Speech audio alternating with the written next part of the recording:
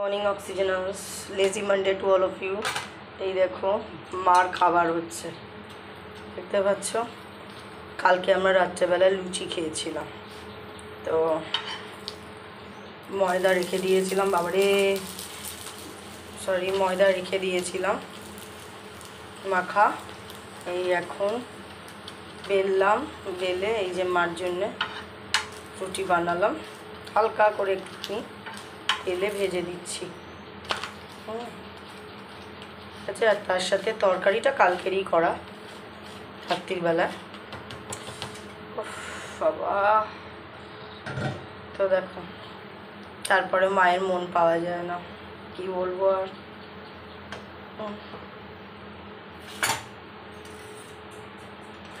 এই যে এত ভোরবেলা উঠে করছি, কারণ কালকে রিয়া আসেনি, আজকে থেকে রিয়া আসবে। এই দেখো তরকারি, কালকে আলুর তরকারি করে রেখেছিলাম।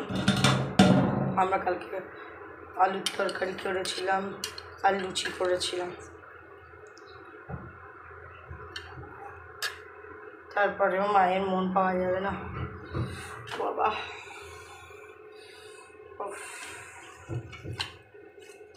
বাবা কি গরম। তো এখন সবে তোমার 6:05 বাজে। একটু যে আর একটু বিছানায় শুয়ে থাকবো সেটা হলো না, কারণ রিয়া 7:30টার মধ্যে আসবে।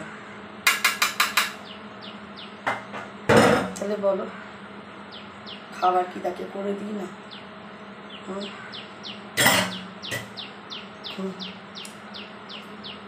যতই করো মায়ের মন পাবে না।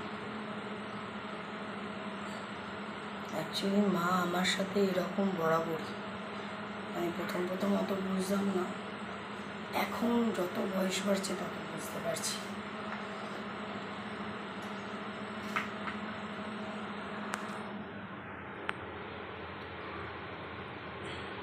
টিফিন দিচ্ছি, তারপরেও নাকি দেওয়া হচ্ছে না, তারপরেও দেওয়া হচ্ছে না।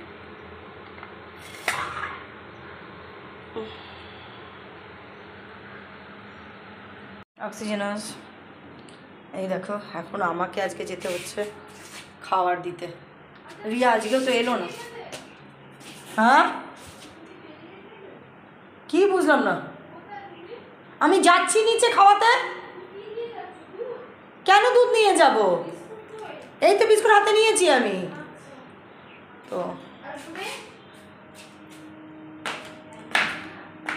মানুষের ইনকামের প্রয়োজন নেই, টাকার দরকার নেই। এই রিয়া আমাকে সকালবেলায় 8:30টার সময় ফোন করে বলছে, দিদি আমি আসছি। যেখানে ও বলেছিল আমি 7:30টার মধ্যে ঢুকবো, যার কারণে আমি সকালবেলায় ঠেলে উঠে আরেকটু বিছানায় থাকতে পারতাম, আমি পারলাম না। মানে কি নাটক করে এরা, মানে নাকি আমার কপালটাই এত খারাপ। আমাকে 8:30টার সময় বললো আমি আসছি দিদি, একটু দেরি হয়ে গেছে, আমি আসছি। না, তারপরে 8:10 আমায় ফোন করে বলছে, দিদি আমার প্রচণ্ড দেরি হয়ে গেছে, 9টার ট্রেনটা আমাকে ধরতেই হবে, না হলে ও তো মানিকতলায় না কোন জায়গায় কাজ করছে এখন, আয়ের কাজ, তো আমি আসতে পারছি না, কালকে থেকে একদম আমি ঢুকে যাব। আমি বললাম তোরা রাস্তা হবে না। এই এখন আমি খেতে দিতে যাচ্ছি, মেয়ে খেতে দিতে, মানে মেয়ের নিচে আসতে ইচ্ছা করলো না। রোজই তো ওই আসছে, রাত্রিবেলা করে খাওয়াতে হচ্ছে, কারণ তো খেয়ে রয়েছে। তবে আজকে নাকি ভালো আছে শুনছি, দেখা যাক কী বলবো। আর আমি তাই খাবার দিয়ে যাই। বাবা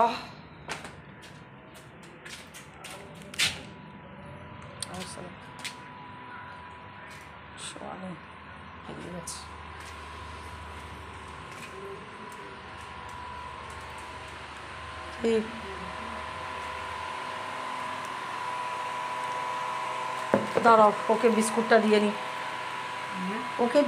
দিয়ে নি, বাবা উঠে বসো, বিস্কুটটা খেয়ে নেবে।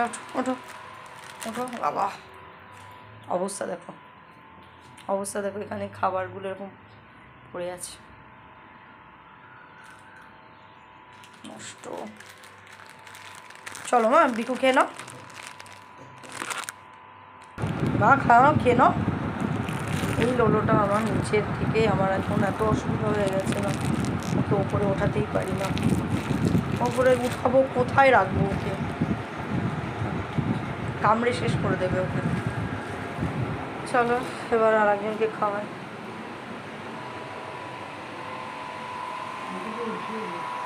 মা আমি উঠাতে পারবো না। কেন তোমাকে আজ উঠিয়েও দেয়নি? না তোমার যে পুত্র চলে গেল সে উঠিয়ে যায়নি তোমাকে?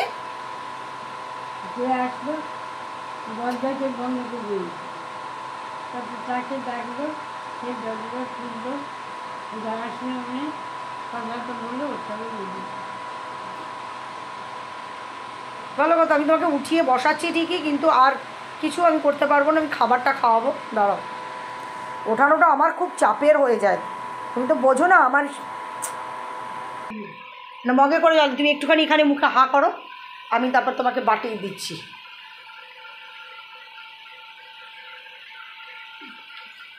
দাঁড়াও দাঁড়াও দাঁড়াও, ফুলকুচি করো। মানে হ্যাঁ, একে আবার তোমার ছেলে ছেলে তোমার বলতে ইচ্ছা করে, ছেলে ছেলে। হ্যাঁ বাবা, এই দরজা তো আটকে গেছে এমনভাবে, খোলেই না। এর মধ্যে ফুলকুচি করো। আরে নেই, পাচ্ছি না, তুমি দাও না, এই বাটিটা ফেলবো। দিচ্ছি তো আমি এই প্লাস্টিকের বাটিগুলো। কোথায় হারিয়ে? ও ঠিক আছে, এটা এটা আমি ফেলে দেবে। হ্যাঁ আচ্ছা, জল দিয়ে দেবো মুখটা, একটু দাঁড়াও। আসেনি, আমি ওই জন্য বারণ করে দিলাম যে তোকে আর আসতে হবে না। যখন এলি না 2 দিন ধরে, তোর আর আসতে হবে না।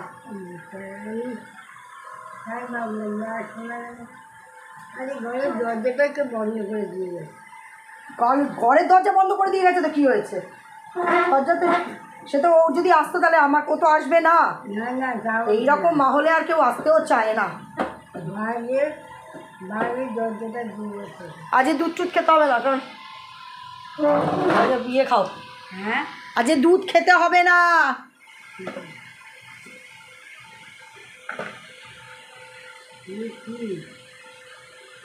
হালকা করে একটু পরোটা করেছি, লুচি তো তুমি কালকে খেয়েছো, তাই জন্য লুচি বানাইনি আমি। হালকা ও লুচি দিতাম, রুটি ময়দা মাখা ছিল আমার, কালকে মেয়ে লুচি লুচি করছিল, লুচি করেছি, তার জন্যে ময়দা মেখে রেখে দিয়েছিলাম, সকালবেলা শুধু তোমাকে পরোটা বানিয়ে দিলাম।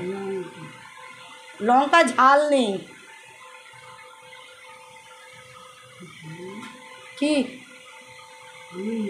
তুমি নিজে খেয়ে নেবে, আমি টুকরো টুকরো করেই দিয়েছি।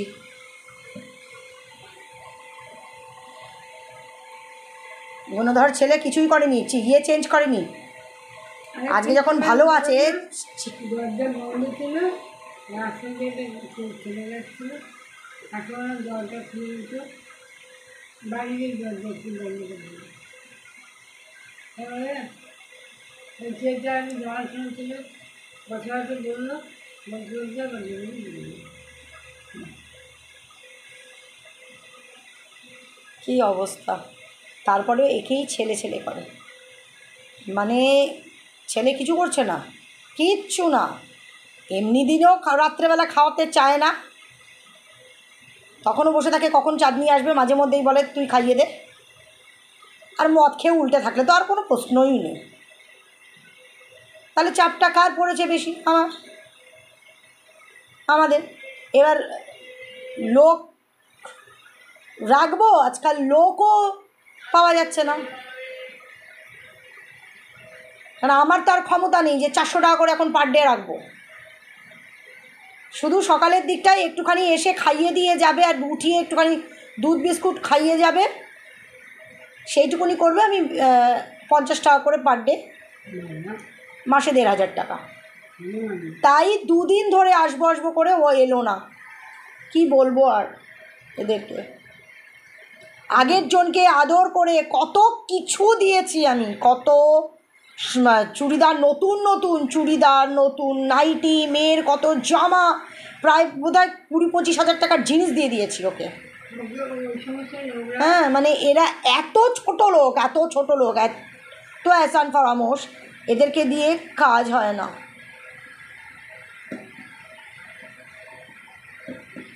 ডেলি ডেলি মেয়ে আসে যায় না, সব থেকে বেশি মেয়ে আসে যায় না যখন ও খেয়ে উল্টে পড়ে থাকে।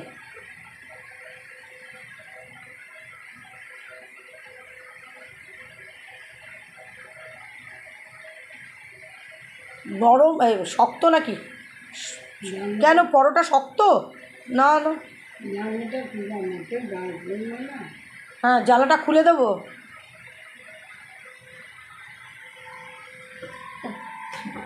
বাহ,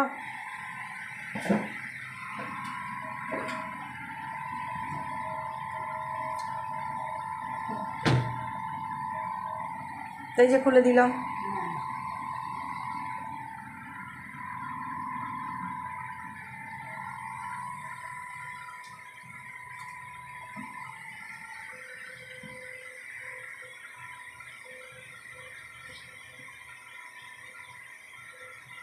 একটা পেসমেকার বসানো আছে 2013 সাল থেকে। ভাবা যায় সেই পেসমেকার কিন্তু এখনও চলছে। 45,000 টাকা দিয়ে পেসমেকার কেনা হয়েছে, সিঙ্গেল চেম্বার। না, ঠিক আছে। আমি তো ইয়ে করেছি 80,000। কে বললো তোমার?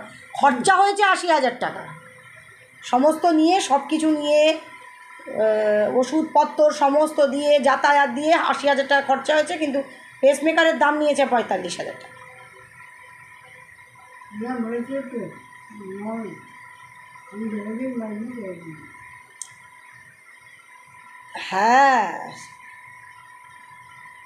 2013 সাল আর আজকে 2025, পেসমেকারটা দুর্ধর্ষ বলতে হবে।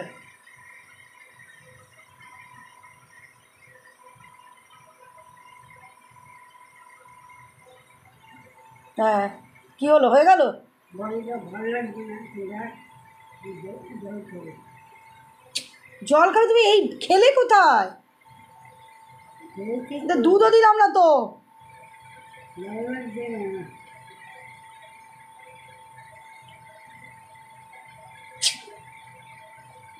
এই পরে আর কিন্তু খাবে না, এই জিনিসটা নষ্ট, আমার খাবে না। কালকে জিলিপিটা খেয়ে নিয়েছো পুরো? হ্যাঁ, জিলিপি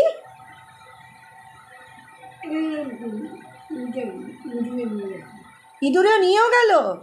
বাহ, তাহলে আমাদের ওপরে থাকতে তা কী হতে? জিলিপিটা যদি আমাদের ওপরে থাকতো তা প্রবলেমটা কী ছিল তোমার? এখানেই ছিল, জিনিসটা তো এখানেই ছিল। মনটাকে তো নিতে বললো, মনটাকে নিল না। মনটা তো খাবে না বললো। তুই রোজ তুই যদি খেয়ে আসিস এরকম করে, হ্যাঁ, আর রাত্রিবেলা করে চাটনি রোজ খাওয়াবে, এ কি সম্ভব বলতো? আচ্ছা ঠিক আছে, আজকেও তুই খেয়ে এসছিস, ভর্তি বাসন পড়ে আছে সিঙ্কে। করে দিচ্ছি যারা সব করে দিচ্ছি। ওর সঙ্গে বেরিয়ে গেল। কার সাথে বেরিয়ে গেল? কোন ছেলেটার সাথে বেরিয়ে গেল? ভুলে গেলি? হ্যাঁ, ভুলে গেলি? কোন ছেলেটার সাথে বেরিয়ে গেল? যেহেতু দরজা খুলে দিল। দরজা তো চাঁদনি এসে খুললো। ও না, হ্যাঁ, চাঁদনি নিচে নেমেছিল, কিন্তু দরজা মাইকেল এসে বলেছে। ও মাইকে। ব্যাস, আর খাবে না তাই তো?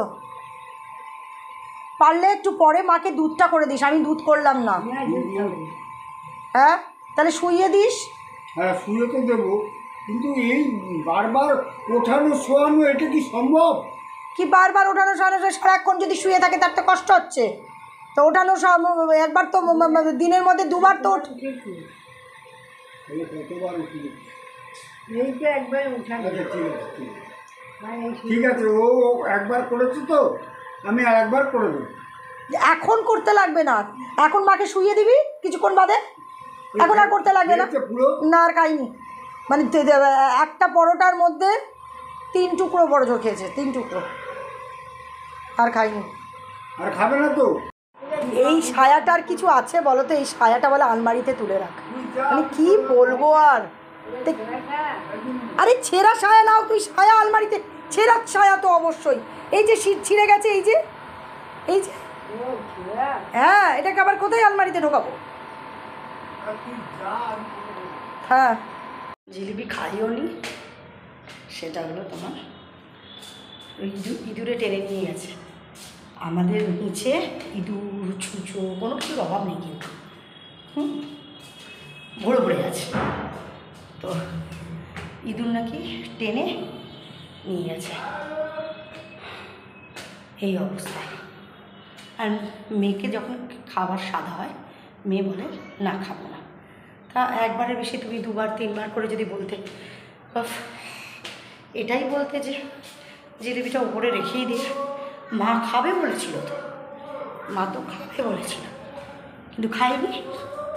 খাটের তলায় ইঁদুর টেনে নিয়ে গেছে, এখন বলছে ইঁদুর টেনে নিয়ে গেছে, কিছু বলার নেই। এই দেখো পরোটা দিলাম, পুরোটা খেলো না।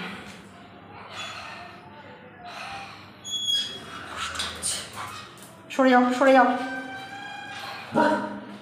মারবো আমি মারবো।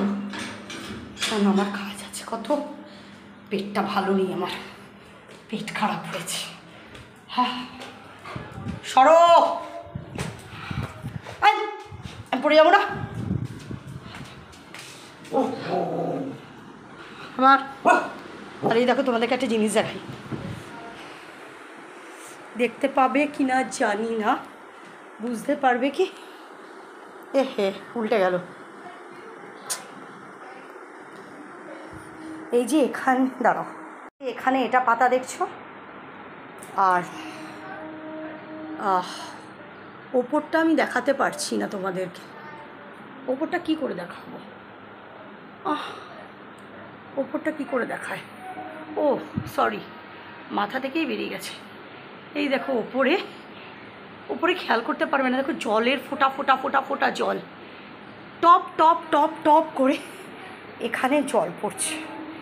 এই দেখাতে হবে যে এখানে কি হয়েছে, দেয়াল শোক করে জল পড়ছে ওপর থেকে। ওদিকে এই ওপরটার অবস্থা দেখো, এই যে ছাল বাকলা যে খুলে আসছে, এগুলো সব মাটিতে পড়ছে, অনেক অনেক মাটিতে পড়ছে। আমি ঝাড় দিয়েছি সকালবেলায়, পুরো এগুলো খুলে খুলে পড়ছে। এই বিমের কাজটা এটা ভেঙে গেছে, আচ্ছা দেয়ালের এই সাইডটা ভেঙে রয়েছে। ওদেরকে কি দেখাবো, মানে কি প্রমোটার যে কাজ করেছে না, হ্যাঁ কি বলবো আর। তো প্রথমত এখন এই জায়গাটা আমাকে আগে ঠিক করতে হবে, যে ওপরে যেরকম করে জল পড়ছে না, তোমরা বুঝতে পারবে না, পুরো এখানে সমস্ত ফোঁটা ফোঁটা জল রয়েছে পড়ে, আমার পুরো এই জায়গাটা ভিজছে। হ্যাঁ আমার মাথা খারাপ হয়ে যাচ্ছে, কোন দিকটা দেখবো। চলো।